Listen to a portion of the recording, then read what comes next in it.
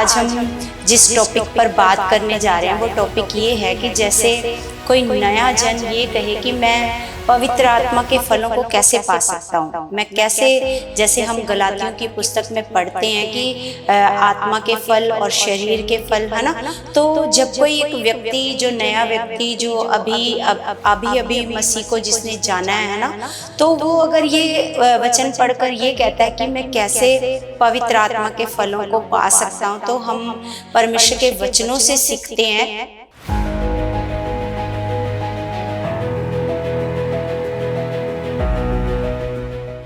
Praise the Lord everyone, God bless you all. परमेश्वर आप सबको बहुत सारी बरकतें और आशीषें मसीह में दे चुके हैं। सर्वशक्तिमान जीवित परमेश्वर हम सबके बीच में मौजूद है। वो हमें आगे बढ़ाने वाला परमेश्वर है और सच में बुद्धि और समझ देने वाला परमेश्वर है। प्रतिदिन वो हमारी मदद और सहायता करने वाला परमेश्वर है। पिता जो हम सबके बीच में मौजूद है, हमारा परमेश्वर। तो सच में कलीसिया, आज हम जिस टॉपिक पर बात करने जा रहे हैं वो टॉपिक ये है कि जैसे कोई नया जन ये कहे कि मैं पवित्र आत्मा के फलों को कैसे पा सकता हूँ, मैं कैसे, जैसे हम गलातियों की पुस्तक में पढ़ते हैं कि आत्मा के फल और शरीर के फल, है ना। तो जब कोई एक व्यक्ति, जो नया व्यक्ति, जो अभी मसीह को जिसने जाना है ना, तो वो अगर ये वचन पढ़कर ये कहता है कि मैं कैसे पवित्र आत्मा के फलों को पा सकता हूँ, तो हम परमेश्वर के वचनों से सीखते हैं कि कैसे कोई व्यक्ति आत्मा के फलों को पा सकता है। तो हम परमेश्वर का वचन पढ़ते हैं, वचनों से सीखेंगे। तो सबसे पहले हम पवित्र आत्मा के फल तब प्राप्त करते हैं जब हम सबसे पहले आत्मा में जन्म लेते हैं। क्या करते हैं? जब हम आत्मा में क्या करते हैं? जन्म लेते हैं। और हमारा आत्मा में जन्म कब होता है? जब हम अपने प्रभु यीशु मसीह को अपना मुक्तिदाता और अपना उद्धारकर्ता मानते हैं और मानते हैं कि प्रभु यीशु मसीह मेरे पापों के लिए मारा गया, मेरे लिए गाड़ा गया और मेरे लिए तीसरे दिन मुर्दों में से क्या हुआ? ऐसे जिंदा हुआ। तो फिर हमारा क्या होता है? हम पापों में मर जाते हैं और फिर हमारा क्या होता है? नया जन्म होता है। तो ये आत्मा के फल वही व्यक्ति पा सकता है जिसका आत्मा में नया जन्म हो चुका है ना। तो जैसे जब कोई व्यक्ति अपने पापों से फिर कर मसीह में विश्वास करने का निर्णय लेता है, उसी क्षण वो आत्मा के फलों को क्या करता है? प्राप्त करता है। तो हम देखते हैं कि बाइबल ये कहती है कि मनुष्य को 3 भागों में बांटा गया है। सबसे पहले हम खुदा का वचन निकाल करके पढ़ते हैं कि कैसे परमेश्वर ने मनुष्य को 3 भागों में बांटा है। तो सबसे पहले पहला थिस्सलुनीकियों 5 का हम पढ़ते हैं 23। तो इसमें लिखा है, शांति का परमेश्वर आप ही तुम्हें पूरी रीति से पवित्र करे और तुम्हारी आत्मा और प्राण और देह हमारे प्रभु यीशु मसीह के आने तक पूरे और निर्दोष सुरक्षित रहें। यहाँ पर हम परमेश्वर का वचन पढ़ते हैं। तो यहाँ पर हमें पता चलता है कि जो मनुष्य है वो 3 भागों में किस तरीके से बांटा गया है? आत्मा, प्राण और शरीर। आत्मा, प्राण हम बोलते हैं जो हमारे अंदर ऐसे जान है, ये जो सांसें हमारे अंदर चल रही है, जो प्रभु यीशु मसीह ने हमारे अंदर प्राण फूका था, है ना, ये प्राण, आत्मा, प्राण और ये शरीर, है ना। मनुष्य ऐसे 3 भागों में बांटा गया है, प्राण, आत्मा, प्राण और शरीर। तो यहाँ पर हमें परमेश्वर का वचन बताता है कि प्रभु यीशु मसीह के आने तक पूरे ऐसे निर्दोष और सुरक्षित रहें तुम्हारे आत्मा, प्राण और शरीर। तो हम देखते हैं कि जब कोई व्यक्ति ऐसे नया जन्म लेता है तो वो क्या हो जाता है? फिर वो नई सृष्टि, हमें परमेश्वर का वचन बताता है कि जो नया जन्म ले चुका है फिर अब वो क्या है? नई सृष्टि है। जैसे हम परमेश्वर का वचन पढ़ते हैं दूसरा कुरिन्थियों 5 का हम पढ़ते हैं 17। लिखा, इसलिए यदि कोई मसीह में है तो वो नई सृष्टि है। हम देखते हैं कि कलीसिया जो मसीह में है, अब मसीह में होने का मतलब क्या है? अब हमने मसीह को ग्रहण कर लिया, अब हमने मसीह को ऐसे पहन लिया और पूरी रीति से मसीह के ऊपर क्या कर लिया है? भरोसा कर लिया, उसके ऊपर क्या कर लिया है? ऐसे विश्वास कर लिया है। तो परमेश्वर का वचन बताता है अब जो मसीह यीशु में है वो क्या है? वो नई सृष्टि है। और पुरानी बातें क्या हो चुकी हैं, ऐसे बीत चुकी हैं। अब हमें परमेश्वर का वचन बताता है कि अब हम क्या हैं, कि नई सृष्टि हैं। और नई सृष्टि का मतलब ये नहीं है कलीसिया कि अब जो व्यक्ति उद्धार पाने से पहले दुबला पतला था, तो अब उद्धार पा लिया तो अब वो दुबला पतला नहीं रहेगा, तो उसका शरीर से कोई मतलब नहीं है। नई सृष्टि का मतलब शरीर से भी नहीं है और आत्मा से भी नहीं है, है ना। शरीर में ऐसा नहीं कि अब उसने उद्धार पा लिया तो अब वो बहुत ऐसे बढ़ जाएगा, बहुत हेल्दी हो जाएगा, ऐसा नहीं है ना। तो ना उसकी आत्मा से है ना। नई सृष्टि का मतलब है कि जैसे हमारी हमारा जो चाल चलन है, हमारा जो मतलब पुराना जो स्वभाव था, पाप वाला, बुराई वाला, बुरा बोलना, किसी के साथ ईर्ष्या करना, जलन करना, है ना, तो ये सारी चीज़ें क्या हो जाती हैं, बदल जाती हैं। हमारा जो स्वभाव है वो क्या हो जाता है, ऐसे बदल जाता है ना। तो हम क्या बन जाते हैं, नई सृष्टि। पाप वाला जीवन, गंदगी वाला जीवन, गालियां बकने वाला जीवन, पाप करने वाला जीवन, किसी का बुरा सोचने वाला जीवन, किसी का हक मारने वाला ऐसे जो जीवन होता है, वो क्या हो जाता है, ऐसे धीरे धीरे करके वो समाप्त होता जाता है। क्योंकि हमें समझ आनी शुरू हो जाती है कि परमेश्वर की इच्छा क्या है। हम परमेश्वर की इच्छा में बढ़ना ऐसे शुरू कर देते हैं कलीसिया।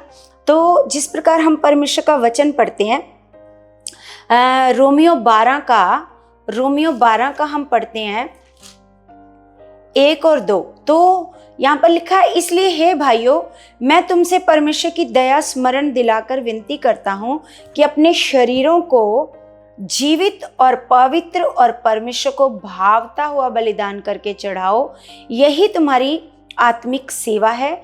इस संसार के सदृश ना बनो, परंतु तुम्हारे मन के नए हो जाने से तुम्हारा चाल चलन भी बदलता जाए, जिससे तुम परमेश्वर की भली और भावती और सिद्ध इच्छा अनुभव से मालूम करते रहो। हमें परमेश्वर का वचन बताता है कि हमारी सोचों का क्या हो जाता है, नवीनीकरण, नया हो जाते हैं हम, नई सृष्टि हो जाते हैं, हमारी सोचें बदल जाती हैं।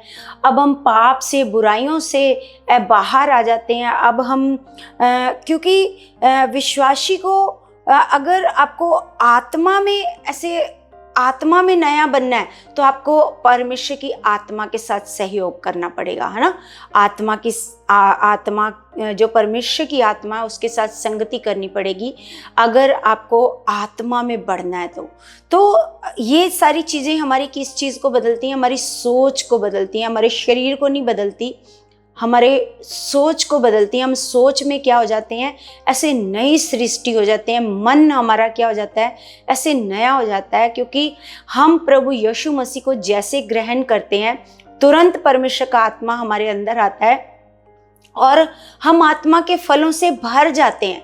आत्मा के फल उस आत्मा के अंदर ही है। जो हमें परमेश्वर का आत्मा मिलता है उसी में आत्मा के वरदान है और उसी में आत्मा के क्या है, फल है। लेकिन हमें क्या करना है, जब हम प्रभु यीशु मसीह को ग्रहण करते हैं तो किस चीज़ में हम नए होते हैं, हम नए होते हैं अपनी सोच में, अपने मन में, अपने चाल चलन में। हम क्या हो जाते हैं, नई सृष्टि बन जाते हैं। हमारी इच्छाएं बदल जाती हैं और जो मतलब हम क्या करते हैं, पहले हम संसारिक वासनाओं के पीछे भागते हैं, है ना। तो फिर अब हम क्या करते हैं, अपने परमेश्वर की बातों के पीछे भागते हैं, अपने परमेश्वर के कामों के लिए भागते हैं। जिस प्रकार हम देखते हैं कलीसिया कि जब हम परमेश्वर को नहीं जानते थे, जब हमने प्रभु यीशु मसीह को ग्रहण नहीं किया था, तो हमारे मन में कभी नहीं आया था दूसरों की भलाई के बारे में, अपने बारे में सोचते थे, अपनी भलाई के बारे में सोचते थे। अब हमारे मन में, अब हमारा मन नया कैसे हो गया है, अब हम लोगों के लिए सोचते हैं कि परमेश्वर जैसे आपने मेरा जीवन बचाया, जैसे आपने मुझे बदला है, ऐसे पिता हर एक के लिए हम प्रार्थना करते हैं, पिता इसका भी जीवन बदल जाए, ये भी बीमारी से बाहर आ जाए, ये भी बुराई से बाहर आ जाए, ये भी गरीबी से बाहर आ जाए। हम अब दूसरों के लिए चिंताएं करना शुरू कर देते, क्योंकि अब हमारे मन का क्या हो चुका है, ऐसे नवीनीकरण हो चुका, नया हो चुका हमारा मन, है ना। तो क्योंकि अब हमने प्रभु यीशु मसीह को अपने जीवन में क्या कर लिया, ग्रहण कर लिया है। अब हमारे अंदर परमेश्वर का आत्मा है, और परमेश्वर का आत्मा क्या करता है, हमें ऐसे नया करता जाता है, हमारी सोच को क्या करता जाता है, ऐसे नया करता जाता है, और हम आत्मा के फलों से ऐसे भरते जाते हैं, आत्मा के फलों में बढ़ते जाते हैं, और आत्मा के फल हमारे अंदर विकसित होते जाते हैं। तो हम कैसे आत्मा के फलों को प्राप्त कर सकते हैं कलीसिया? जब हम प्रभु यीशु मसीह को ग्रहण करते हैं, परमेश्वर का आत्मा हमारे अंदर आता है, तो तभी हम आत्मा के फलों को क्या कर सकते हैं, प्राप्त कर सकते हैं। तो हम जैसे एक परमेश्वर का वचन देखते हैं, याकूब की पत्री 1 का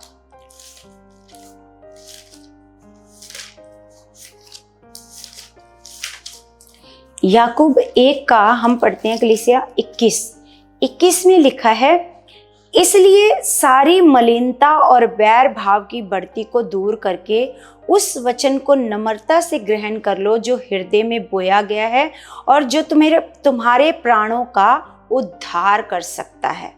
तो यहाँ पर बात हो रही है हमारे प्राणों के लिए, प्राणों का क्या कर सकता है, उद्धार। तो ये जो हम बैर भाव की बढ़ती, ये बुराई, ये सारा पाप, ये सारी चीज़ें जो हमारे जीवन में इसका हम नए बनते हैं, जो हम आत्मा के फलों को हम प्राप्त करते हैं, तो हम क्या करते हैं, अपने प्राणों का उद्धार करते हैं। जैसे हमने शुरू में परमेश्वर का वचन देखा कि मनुष्य जो है 3 भागों में परमेश्वर ने बांटा है मनुष्य को, है ना, आत्मा और प्राण और शरीर। आत्मा और प्राण और शरीर, परमेश्वर ये चाहता है कि प्रभु यीशु मसीह के आने तक ये तीनों चीजें क्या रहें, ऐसे सुरक्षित रहें, है ना। प्रभु यीशु मसीह जब पृथ्वी पर आए तो परमेश्वर का वचन कहता है प्रभु यीशु मसीह के आने तक ये तीनों चीजें, आत्मा, प्राण और शरीर क्या रहें, ऐसे सुरक्षित रहें। तो हमें यहाँ पर फिर से परमेश्वर का वचन बताता है कि सारी मलिनता और वैर भाव ये कहाँ पर होता है, ये मन में होता है, हमारे ये मन में होता है, और ये हमारे प्राणों का नुकसान करता है। जो ये सारी बुराइयाँ, ये सारी चीज़ें हमारे जीवन में रहती हैं तो हमारे प्राणों का क्या करती हैं, ये ऐसे नुकसान करते हैं। तो हम यहाँ पर परमेश्वर का वचन देखते हैं, इसलिए सारी मलिनता और वैर भाव की बढ़ती को दूर करके उस वचन को नम्रता से ग्रहण कर लो जो हृदय में बोया गया, जो तुम्हारे प्राणों का उद्धार कर सकता है, प्राणों का उद्धार, छुटकारा दिला सकता है, प्राणों को बुराई से, पाप में, नरक में जाने से क्या कर सकता है, इसे छुटकारा दिला सकता है।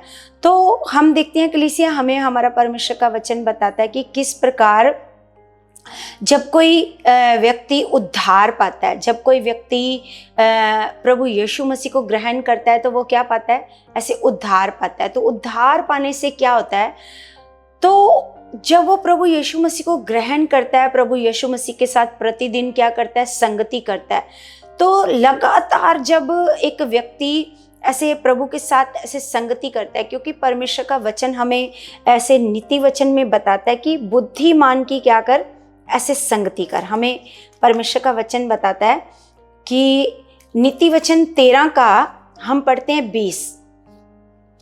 हम ये वचन इसलिए पढ़ रहे हैं कलीसिया, क्योंकि हम जैसी संगति करेंगे, हम ज़्यादा अगर संगति अपने परमेश्वर के साथ करेंगे, जैसे यहाँ पर परमेश्वर का वचन बता रहा है 13 का हम पढ़ते हैं 20। 13 का 20 में लिखा है, बुद्धिमान की संगति कर तब तू भी बुद्धिमान हो जाएगा, परंतु मूर्खों का साथी नष्ट हो जाएगा। तो हम यहाँ पर परमेश्वर का वचन देखते हैं कि जो कोई व्यक्ति संसार में होता है, संसार के साथ अपना ज़्यादा समय बिताता है, तो मूर्खों के साथ, मूर्ख वो लोग हैं जो परमेश्वर की बातों को ऐसे तुच्छ जानते हैं, वचन को क्या जानते हैं, तुच्छ जानते हैं। तो परमेश्वर का वचन बताता है कि अगर कोई मूर्खों की संगति करेगा तो वो क्या हो जाएगा, मूर्खों के साथ ही क्या हो जाएगा, ऐसे नष्ट हो जाएगा। तो यहाँ पर हमें परमेश्वर का वचन बताता है कि बुद्धिमान की क्या कर, संगति कर तब तू भी बुद्धिमान हो जाएगा। ये वचन हम इसलिए पढ़ रहे हैं कलीसिया कि अगर हम ज़्यादा अपने प्रभु यीशु मसीह में बने रहेंगे, जिस प्रकार यूहन्ना 15 में 3 और 4 में बताता है, परमेश्वर का वचन हमें बताता है। जैसे हम परमेश्वर का वचन निकाल करके देखते हैं, यूहन्ना 15 का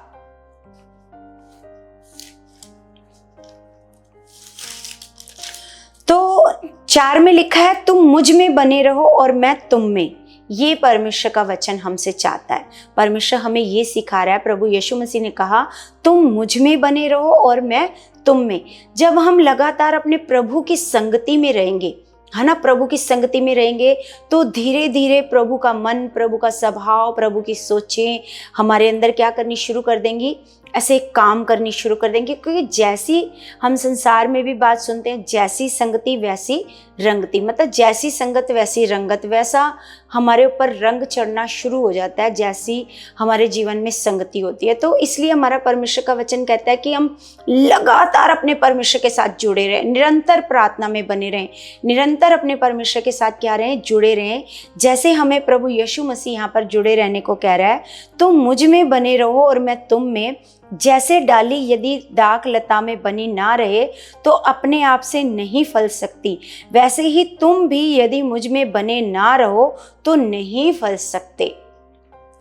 हम अगर चाहते हैं कि आत्मा के जो फल हैं वो मेरे अंदर बढ़ें, वो मेरे अंदर फल लेकर के आए, वो फल काम करें मेरे अंदर, है ना, जैसे हम चाहते हैं कि वो फल क्या हो, मेरे अंदर विकसित हो, बढ़ें, तो हमें क्या करना पड़ेगा कलीसिया? हमें अपने प्रभु यीशु मसीह की संगति में, अपने प्रभु यीशु मसीह के साथ जुड़े रहना पड़ेगा, बने रहना पड़ेगा। अपने प्रभु के साथ क्या रहना पड़ेगा? बने रहना पड़ेगा।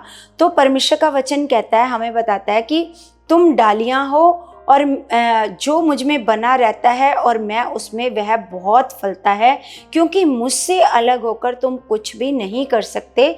यदि कोई मुझ में बना ना रहे तो वह डाली के समान फेंक दिया जाता है और सूख जाता है और लोग उन्हें बटोरकर आग में झोंक देते हैं, है ना, और वे जल जाती हैं। यदि तुम मुझ में बने रहो और मेरा वचन तुम में बना रहे तो जो चाहो मांगो वह तुम्हारे लिए हो जाएगा। तो हम परमेश्वर का वचन देखते हैं कलीसिया, हमें खुदावंद का वचन बताता है कि हमें किसकी संगति करनी है, अपने प्रभु यीशु मसीह की क्या करनी है, ऐसे संगति करनी है, अपने प्रभु यीशु मसीह में बने रहना है, तब हम बहुत फल लेकर के आएंगे, है ना।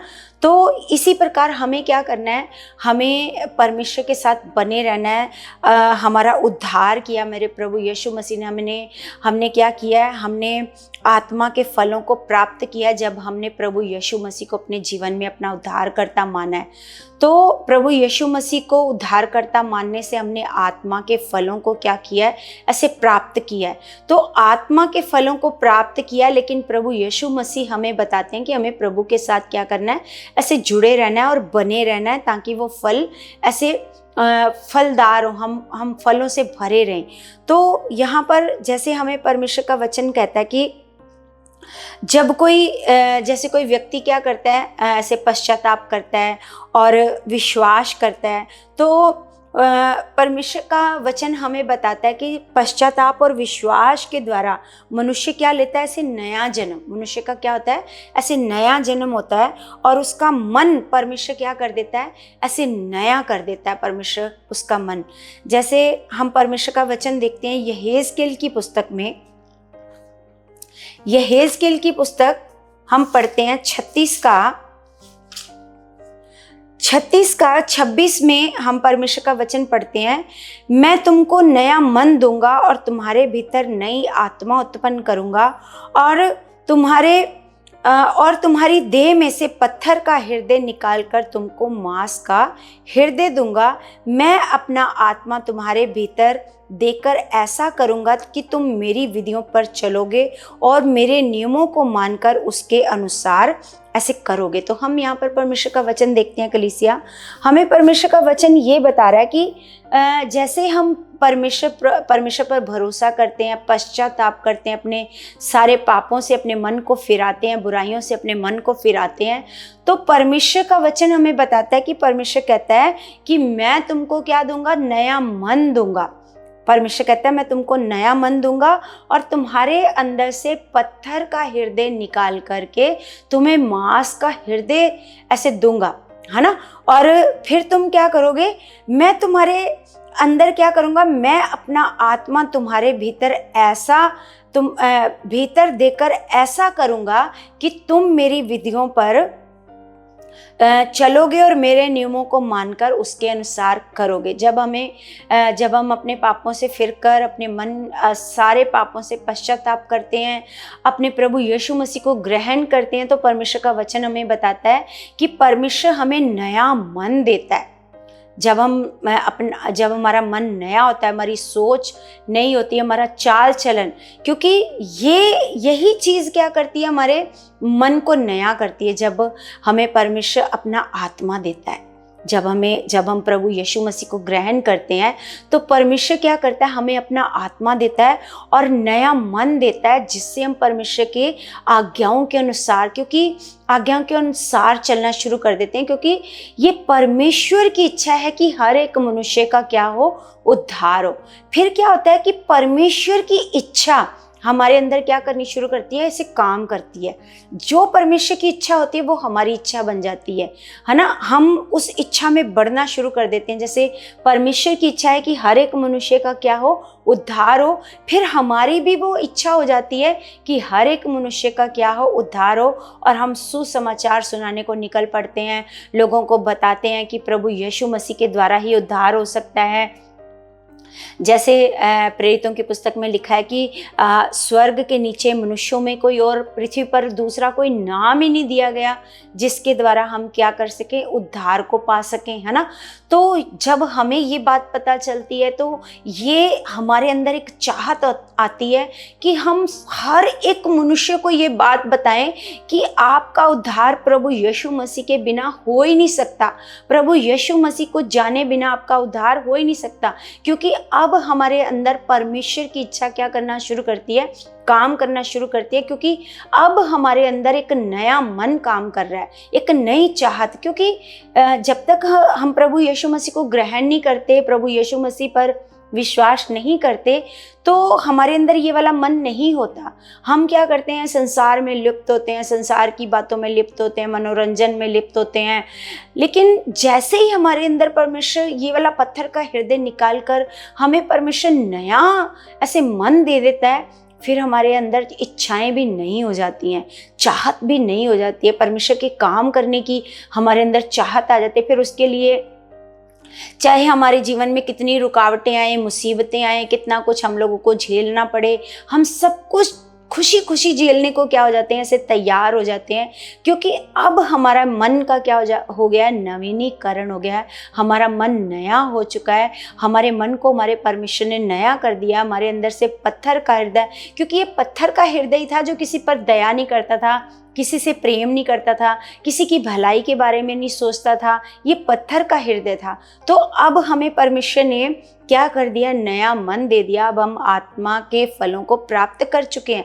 अब हम पवित्र आत्मा प्राप्त कर चुके हैं। पवित्र आत्मा के द्वारा आत्मा के फलों को प्राप्त कर चुके हैं कलीसिया। तो सच में हम परमेश्वर का वचन जब पढ़ते हैं परमेश्वर के आत्मा से, तो सच में हमें परमेश्वर का वचन बताता है कलीसिया कि किस प्रकार हम आत्मा के फलों को प्राप्त कर सकते हैं। लोगों जैसे हम गलातियों की पुस्तक में आत्मा के फलों के बारे में पढ़ते हैं, तो जब हम आत्मा के फलों के बारे में पढ़ते हैं तो एक नया व्यक्ति सोच सकता है कि आत्मा के फल, अच्छा ये मैं कैसे प्राप्त कर सकता हूँ, ये मेरे अंदर कैसे आ सकते हैं, ये मेरे अंदर कैसे काम कर सकते हैं, है ना। तो ये कैसे काम करेंगे, जब हमारा मन नया होएगा, जब हम प्रभु यीशु मसीह को ग्रहण करते हैं, जब हम प्रभु यीशु मसीह को अपना मुक्तिदाता उद्धारकर्ता मानते हैं, तो परमेश्वर कहता है मैं तुम लोगों को नया मन देता हूँ।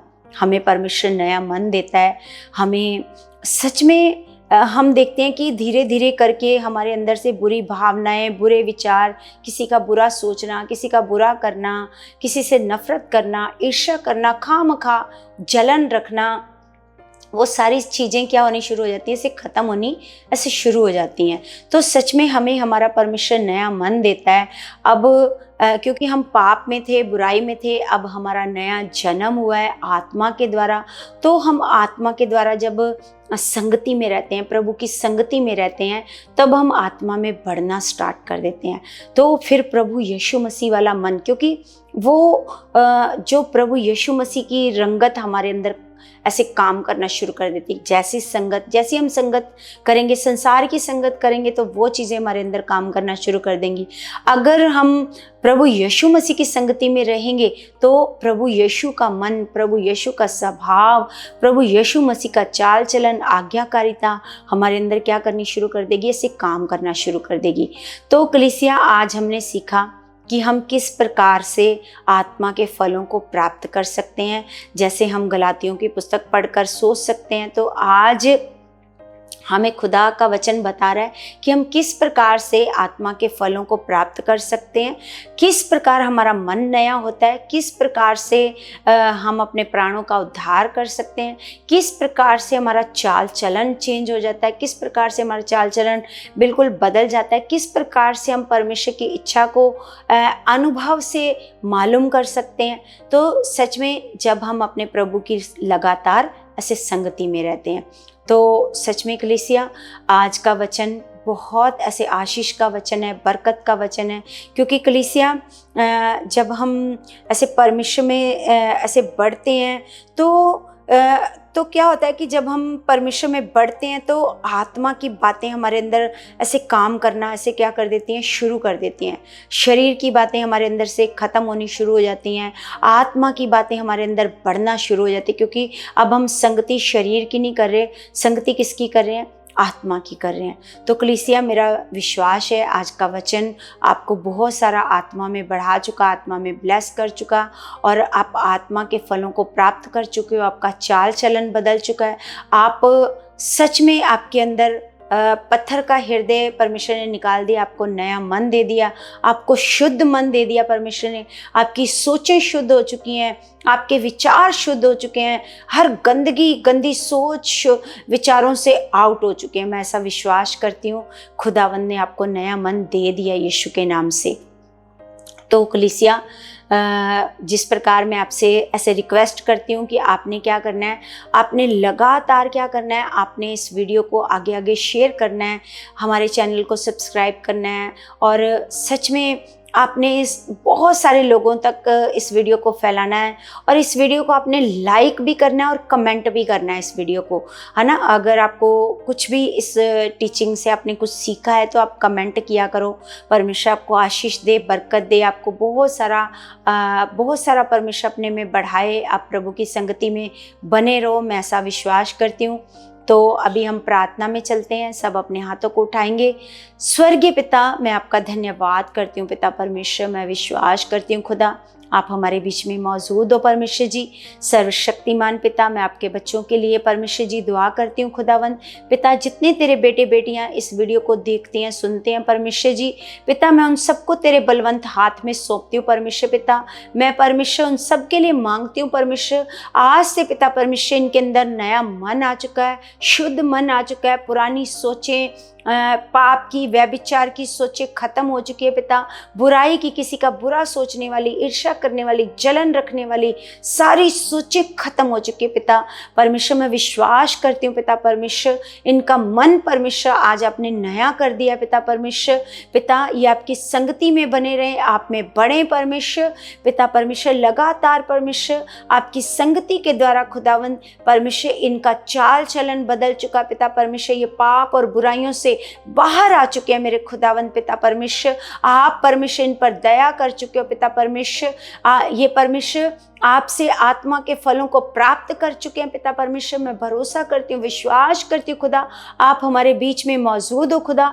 हर एक विनती का, प्रार्थना का आप उत्तर दे चुके हो मेरे परमेश्वर जी। मैं विश्वास करती हूँ खुदावंद पिता परमेश्वर, हमारी एक एक प्रार्थना का उत्तर आ चुका यीशु मसीह के नाम से। आमीन आमीन। सबको जय मसीह की।